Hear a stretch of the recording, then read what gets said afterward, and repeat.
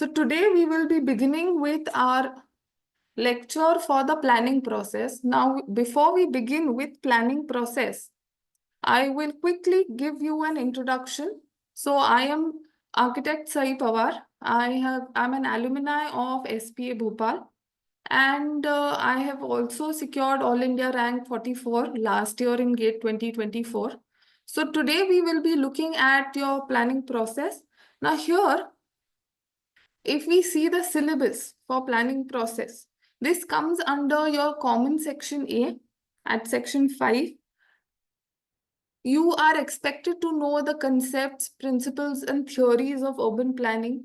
What are the new concepts of cities like eco-city, smart city, uh, various theories of planners and designers, who's proposed what theory, who speaks about which theory in what way, etc. The concept of acoustics by C.A. Doxiadis, urban sociology, social economic environmental cost benefit analysis, methods of spatial non-spatial data analysis, and URDPFI guidelines. So this is the overall syllabus of your planning process. Now in today's class, we are going to focus on a smaller part, that is the theories, a small part under your theories and principles of urban planning, where we will be discussing about from the Indian part of town planning history. We will be talking about the Vedic period, another smaller portion from the Vedic period of town planning, where we would be discussing the history, some theories. So under the theories, what different layouts were proposed, where do we find all these theories, where do these theories come from, what is the base of these theories, etc. Right? So in our Indian context, if we see, right from Vedic period or even from Indus Valley civilization period, which was the first largest settlement that we had, we see traces of town planning, right? Now coming to the Vedic period, if you see the base of our Vedic period town planning or history rather lies within the Vastu Purush Mandala, which is again a part of your Vastu Shastra that we widely use in today's modern period as well in your architecture, right? So the Vastu Purush Mandala also formed as a base for planning of cities in the traditional way. Plus, you have some words or terminologies that were used back then, like layout of cities would be known as Sthapatya Veda.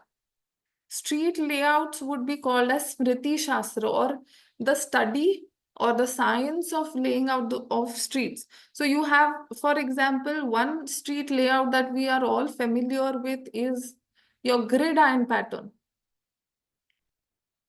Yes? Is everybody aware about this?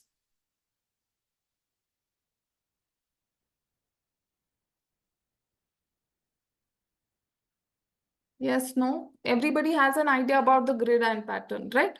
Correct. So along with that, again, yes, Vastu Shastra being a form or a part of it, and primarily the town planning or Gram Vidhana and Nagar Vidhana, meaning the village level planning and town level planning, is in detail mentioned in the book, the Mansara Shilpa Shastra. So we'll have a look at that as well. So if you see primarily two books, important books or two texts from your Vedic period. One is the Vishwakarma Prakasha book, which says that first you should decide the layout of the town and then plan the houses accordingly, rather than having haphazard planning or randomly designing the houses or building the houses. And Mansara Shilpa Shastra, this text primarily describes how towns and cities were planned in ancient India or how they should be. It gives various theories. Plus, it also discusses planning right from your town, village, city level to planning of forts, how a town can be an extension of a village. So, all of these things are talked about in Mansara Shilpa Shastra. Along with that, in Mansara Shilpa Shastra, they talk about 8 different layouts of towns.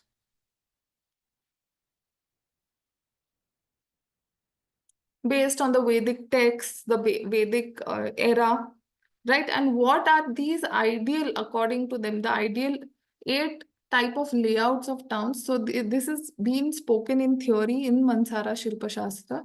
So today we are going to look at these 8 layouts of towns, right? So yes, the first one is Dandaka. So this is primarily for small towns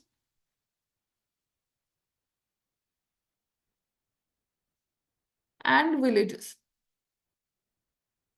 So if you see over here in this layout as well, being for small towns, villages, this also had a grid iron system where again, all your roads are running perpendicular to each other, orthogonal to each other. And you would have a east-west running Rajpath. The Rajpath or the king's processional path would be running east-west in this direction. So now one of the major reason for having it in the east-west direction also was with the idea that the sun rises in the east, and as the sun rises, the first rays of the sun would fall on that east-west path and it would purify the road, or it would purify that pathway, and that is why it would be the king's path or the processional path for the king. So that was the idea behind it. Along with that, the main deity or the temple would somewhere be located in the center of the layout. So here also you can see one temple is located in the center. Here, along with that, they have given a detail about what should be the street width, etc. For example, here they mentioned that the width of the street should be roughly between 1 to 5 dandas. Now, how we have meters or feet as measuring units, back then it was dandas. And if we say roughly, one danda is approximately 1.8 meters in today's, if we relate it to meters today, right? So usually in Dandaka, the shape of the town would either be square or rectangular. You will not find more of circular or anything. Right, so this was the proposed theory or how a layout for a small town should be in theory. I hope everyone's clear with this. We'll move on to the next one, that is Sarvato Bhadra. So primarily this is again similar to Dandaka. However, this was for larger size villages and towns.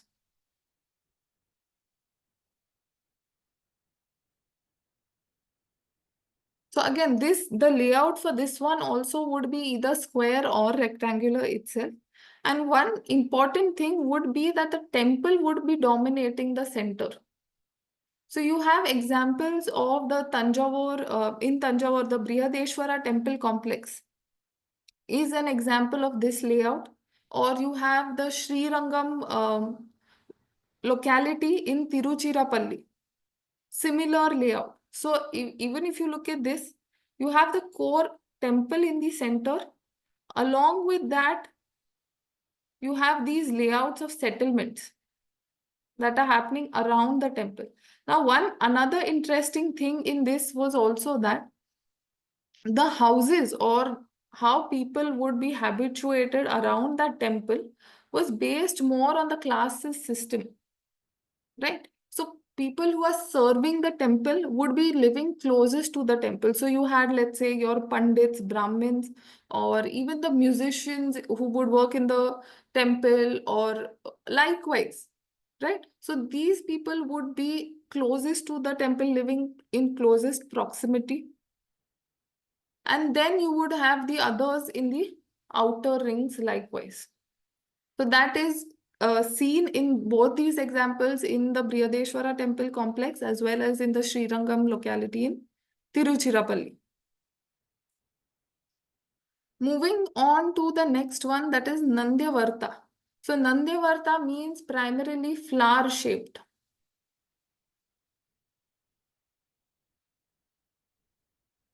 So here in this case, this was for construction of towns primarily, but not villages. Now here flower shape. Now, for example, if I just draw an abstract of how your rose flower is going to look like in plan, right? So you have these overlapping layers that come across, right? So similarly, this layout also is having some overlaps, similar to your Flemish bond also, right? But of course, that it has nothing to do with it. But if you look at it, again, similarities from the previous two layouts. Most important or most common one is that the temple is located right in the center, right? And along with that, now, if you see these overlaps, one, like in the previous case of your Sarvato Bhadra, right? The distinction was based on social grades. Whereas here in this Nandyavarta, there is a mix of social grades. So the plan was intended to be of such a way or to accommodate the population of mixed social grades, right? So that is another important one. Also, the bazaars or the market areas were located more or less close to the gates that we see over here. Okay. So one example of this is your city of Madurai in Tamil Nadu is one example of the layout of Nandyavarta. So here again, it could be square shaped or rectangular or in some cases even circular. So that is what the theory says. So you all can even remember that Madurai is an example for the layout of Nandyavarta. Moving on to the next one, that is Padmaka. So Padmaka primarily represents the flower lotus. So now where do we usually find the lotus flower? In what kind of a landscape setting?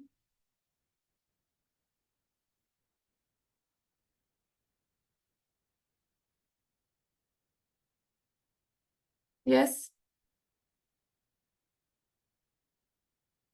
Anybody, where do we usually get to see a lotus flower?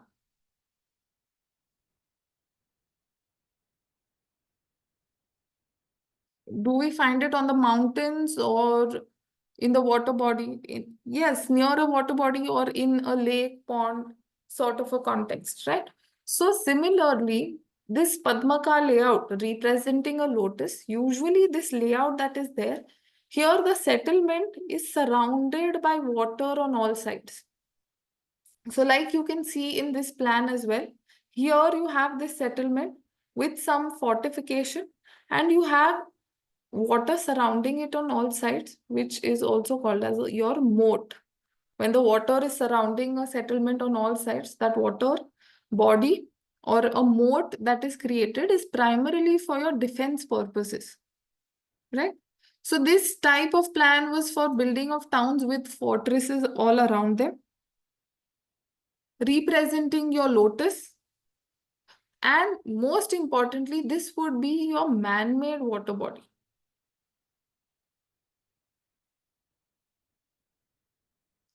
Here also, if you see very similar things, that is, you have your temple right in the center. And one important thing about the shape of the Padmaka, it says, the theory says that the shape could be any, but the length and the width has to be same or has to be equal. So it cannot be a rectangle for sure, but it can be square shaped or it could be hexagon, octagon or circular as well. So in all of these, your circular, octagon, hexagon or square, your length and breadth are of the same dimension. So that is okay for this case, right? So that is what Padmaka is. Here, the example of Padmaka is the Bharatpur fort.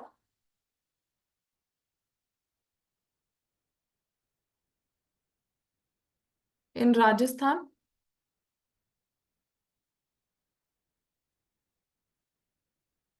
Moving on to the next one, that is swastika. So this represents or resembles the pattern of the swastik symbol. that is there, right? So if you relate it to this layout, here you can see the main roads that are there.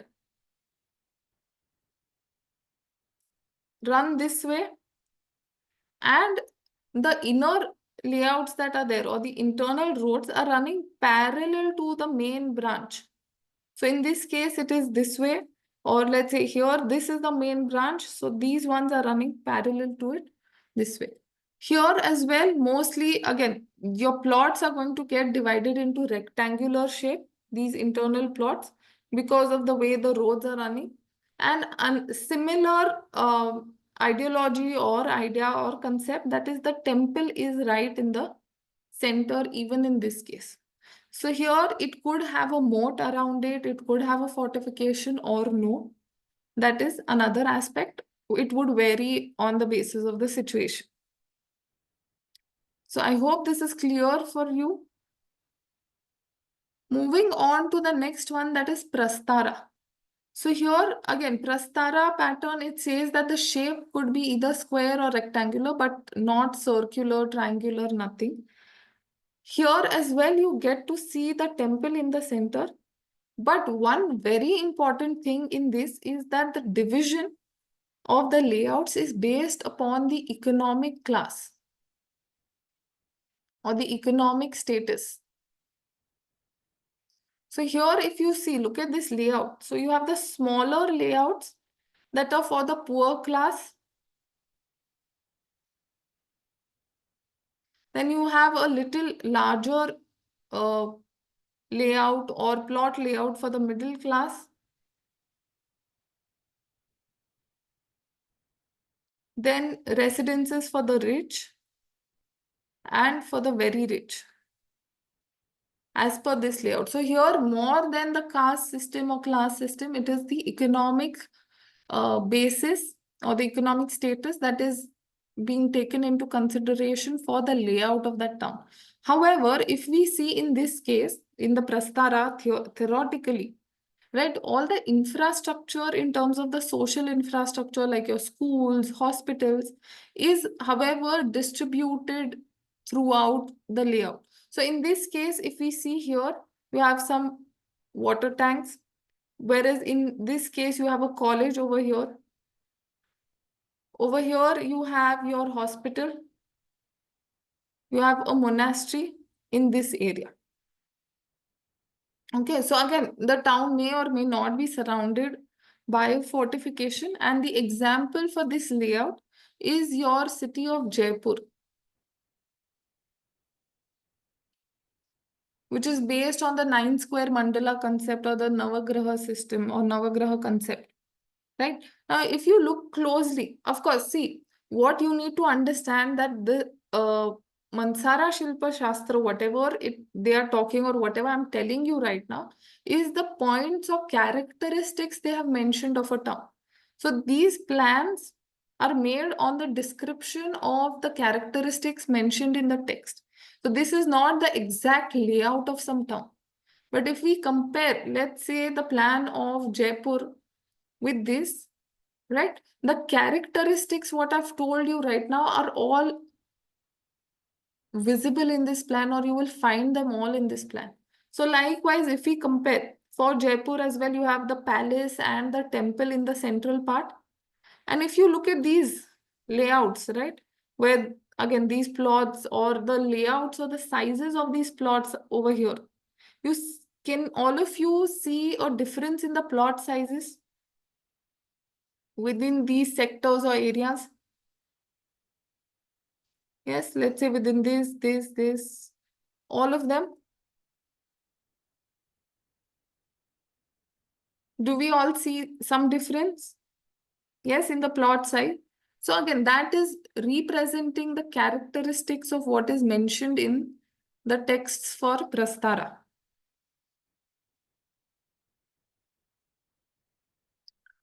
Moving on to the next one, that is Karmukha.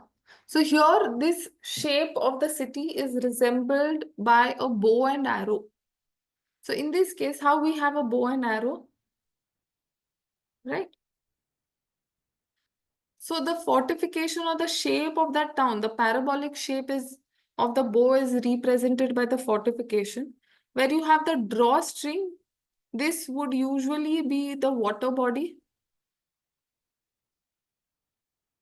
And the arrow that is there is represented, or it represents the main central street or the central spine of that layout. Okay. So again, in this case also, you have a moat around it, or a fortification in most of the cases. Usually this Karmukha layout is located on the banks of a river or has to have a water body on one side. So it could either be this side or even this side, but a natural water body is something that is expected or should be there in this layout as per the theory. Again, here as well, we see the temple somewhere right along that central axis or the central road that is there. And then, of course, the settlements, your other social infrastructure like colleges, hospitals, all of those laid out. So, example of this is your Banaras Hindu University campus. Another one is the town of Shahjahanabad, which was laid or founded by Shahjahan, Emperor Shahjahan, and the Red Fort area. So if you look at the plan of Shahjahanabad, that is Purani Delhi that we call, right? You have your Yamuna river that flows this way. Along the banks of Yamuna river is your Shahjahanabad settlement. Now, if you see somewhere here, you have that parabolic shape as well. The red fort over here, Jama Masjid, and the arrow that I was talking about, the central spine. This is your Chandni Chowk Road.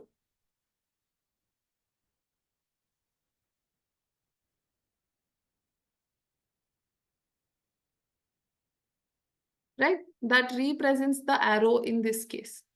So I hope everybody is clear with this. Moving on to the last one, that is Chaturmukha. So this is applicable to all towns, right from small village to largest town.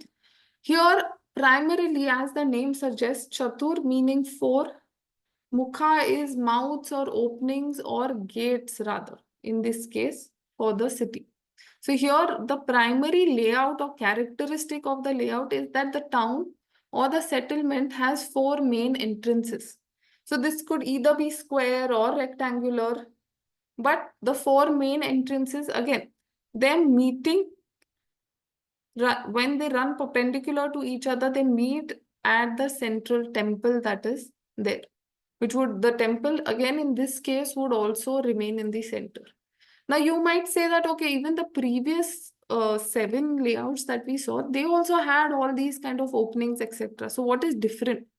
If we see in this Chaturmukha, the main characteristics of Chaturmukha is having 4 openings.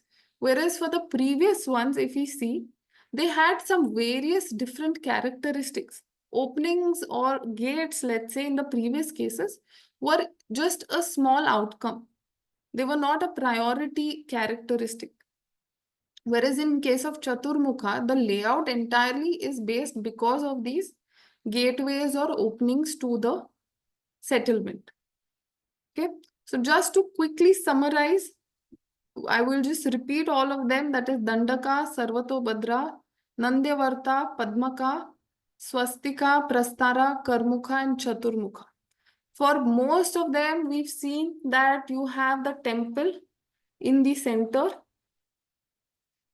And that is one of the most common things that we've seen.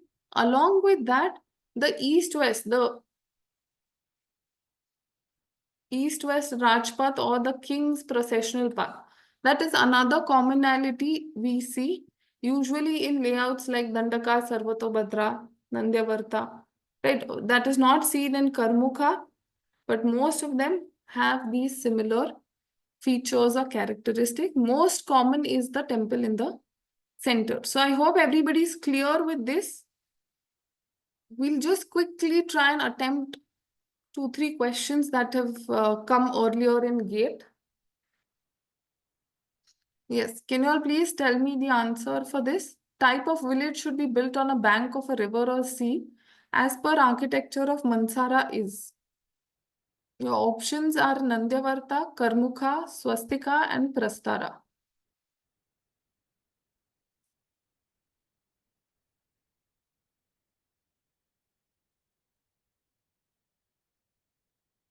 You can quickly let me know in the chat box A, B, C or D.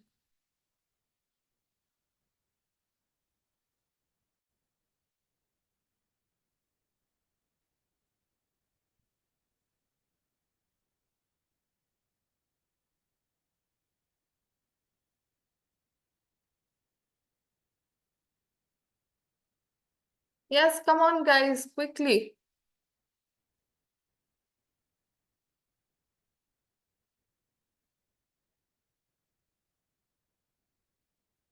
Yes, so here your correct answer is Karmukha, where we had just seen that the parabolic shape usually located on some natural water body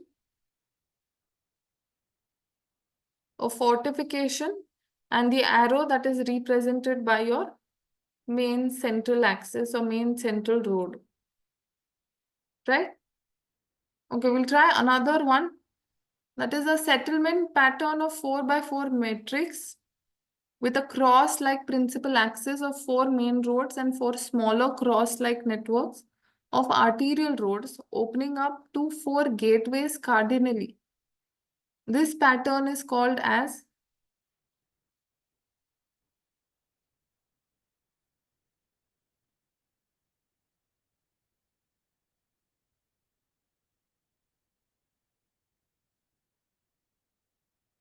Yes. Is it Dandaka, Nandyavarta, Chaturmukha or Sarvatobhadra? Yes, absolutely correct. That is Chaturmukha. Because here they've clearly mentioned opening up 4 gateways cardinally. Right? So that makes it answer C. Last question, the urban form of Srirangam town in Tamil Nadu refers to which of the following? Dandaka, Swastika, Nandyavarta or Sarvatobhadra?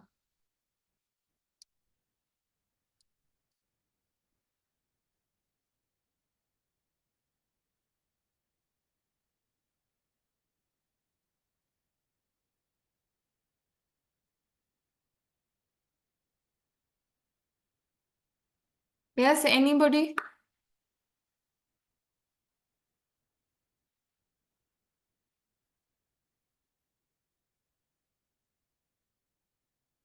Okay. So here we had seen that Sarvatobhadra layout. We have examples of the Srirangam town as well as the Brihadeshwara temple complex.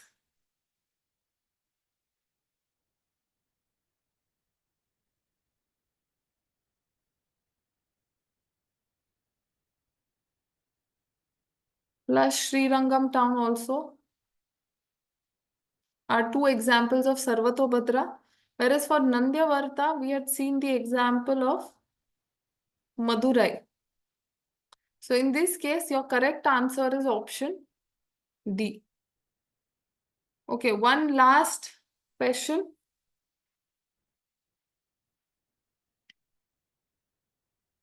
So it's a simple match the following. Which layout is called what?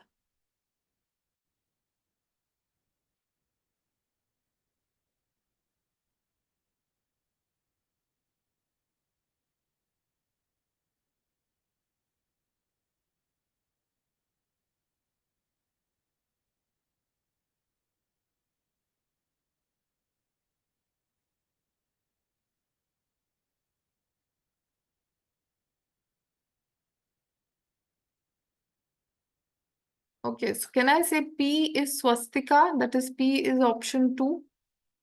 This one Q is Padmaka, that is Q is 3. This one R is option 4, that is Chaturmukha.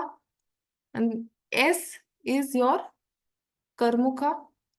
So P2, Q3, R4 and S5. Option B is my correct answer. So I hope everybody has understood and this was helpful for you. So I would just like to let you know that we are beginning with our classes from the 7th of October for GATE 2025. How many of you have filled the form? Yes, has everybody filled the form? Or you're yet to fill the form?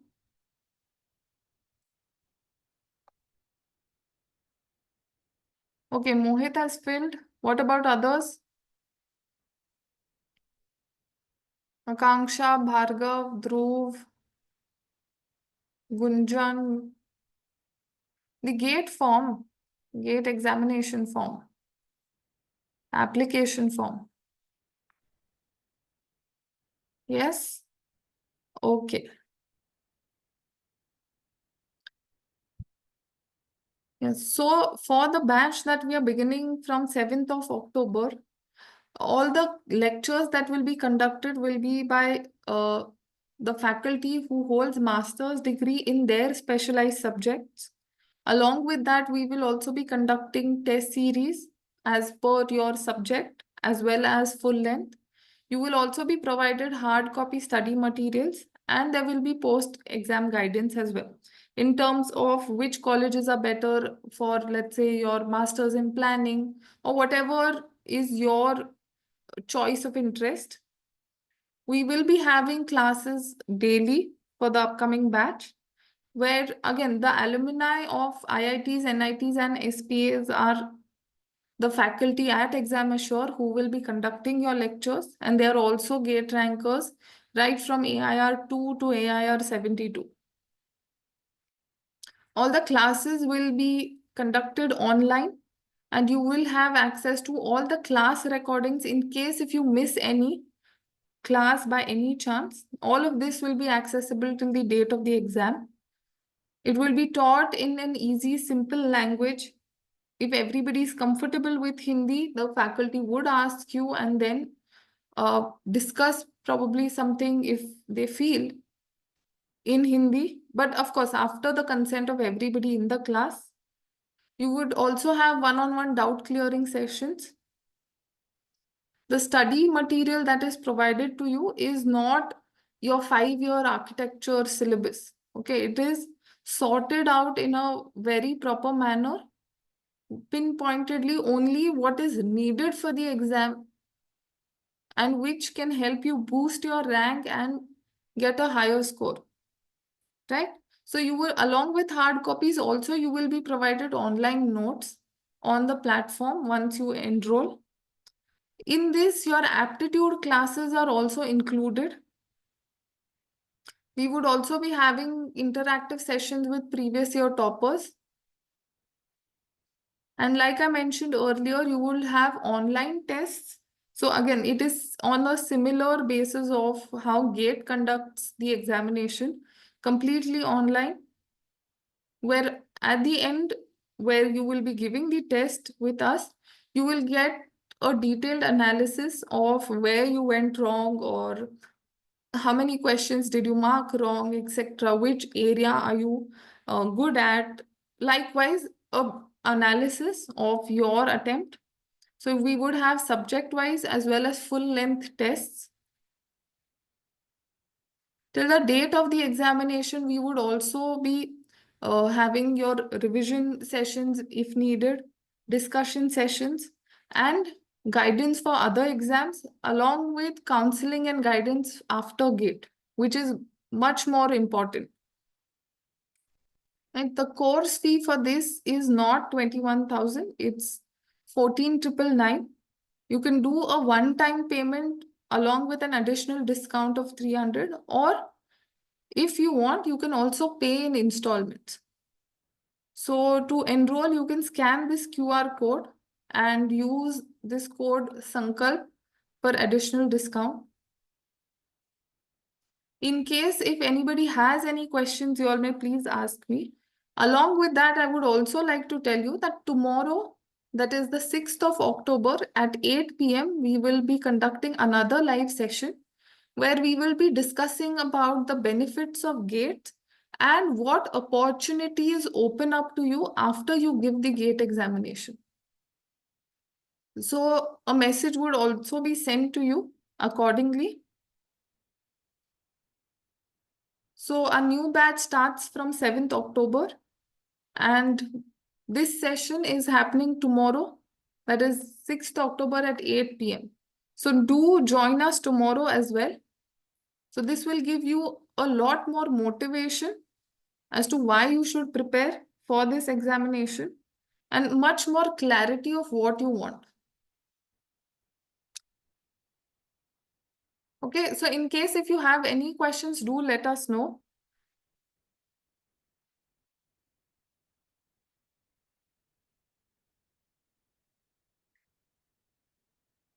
Also, I would like to ask you one thing, that now most of you said that, uh, this is your second attempt or third attempt. If you all are okay, can you message us, or uh, you can even type in the chat box. It would be seen by the host only. That can you all tell us that what were the difficulties that you faced during this preparation? Or where do you think, where have you identified some issue with respect to the preparation? You can either unmute and ask your queries, or you can put it in the chat box, no problem.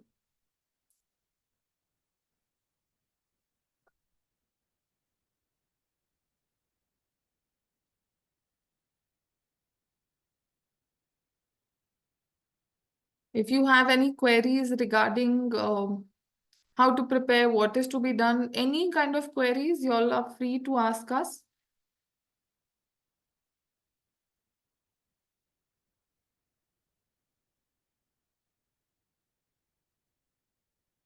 So you can scan this QR code, and once you scan it, you will see an option, the payment option, that it mentions about pay in installments.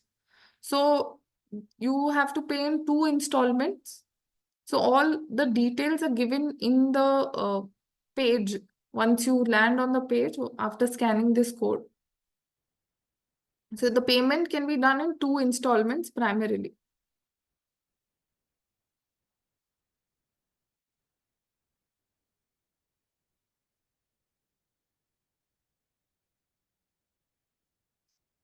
You are a final year student, so can I cover all the syllabus? Yes, see, don't worry about covering the syllabus. That is our responsibility.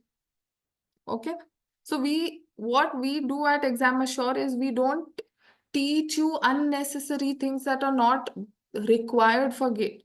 Here, the teaching that happens is more pinpointed as to what GATE demands, the examination of GATE demands. Because if you see all the faculty, they are all top rankers in GATE previously, right? So everybody knows the tips and tricks as to, okay, this is important, this is not important, and that is how the classes are also conducted. So the duration of the classes will be, we will be having daily classes from 8 to 9:30 p.m. And we would tentatively be completing our batch by January mid. So all the classes are going to be conducted in the evening.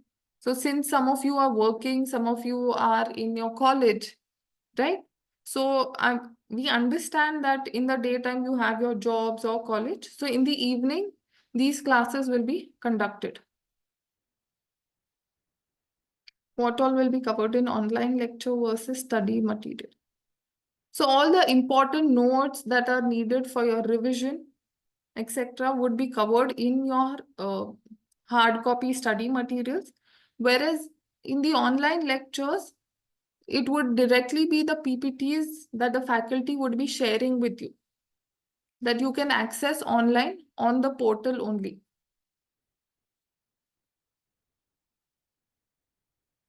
Okay, in general, if we see, the numericals constitute of how much percentage weightage of the whole question paper. So it completely varies every year. Okay, there is no specific number as such. But if you see now, for example, I'll tell you, housing, earlier we used to have at least 2 to 3 numericals every year. In 2023, there was no single numerical. In 24, there was only one numerical. from housing. So it varies completely year to year.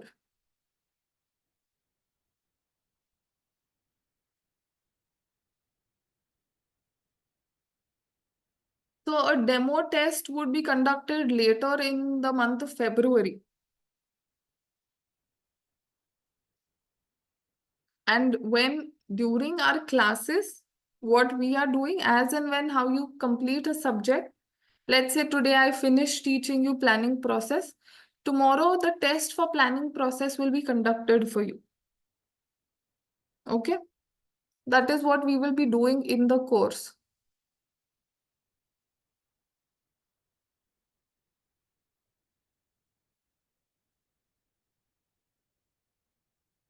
Any more questions, anybody?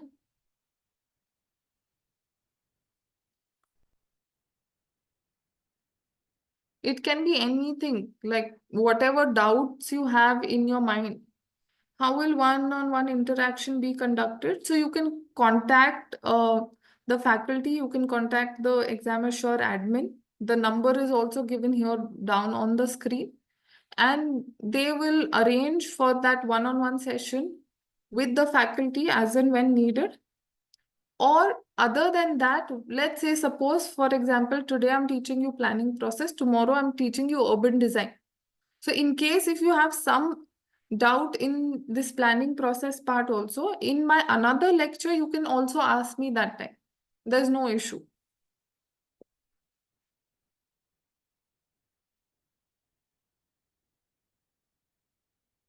Yes, you can discuss the doubts, of course, after each class, but later, let's say, you're doing some self-study and you think that, okay, I've not understood this, I should ask the faculty.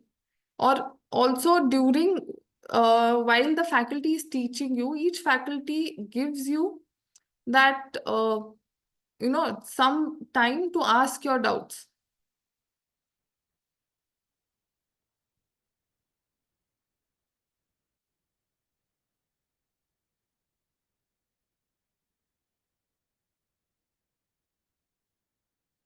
So in case if you miss any of the classes, the recorded lectures are also going to be provided to you. However, we suggest that please do attempt the live classes itself.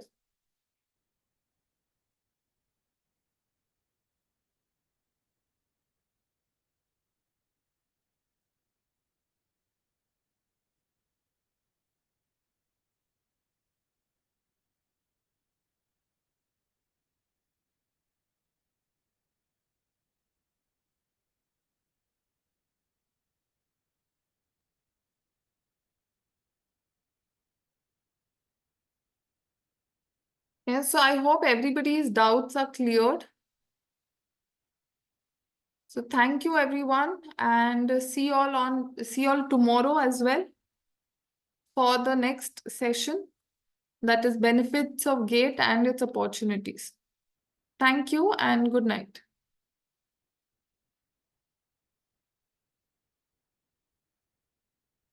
Okay, one last question I'll take, that is how are numericals practiced? So like I was conducting this session right now, right? So this faculty is going to solve these numericals with you in the class, explain it to you, as well as give some for you to practice, come back the next day and discuss as well. Okay, Gunjan?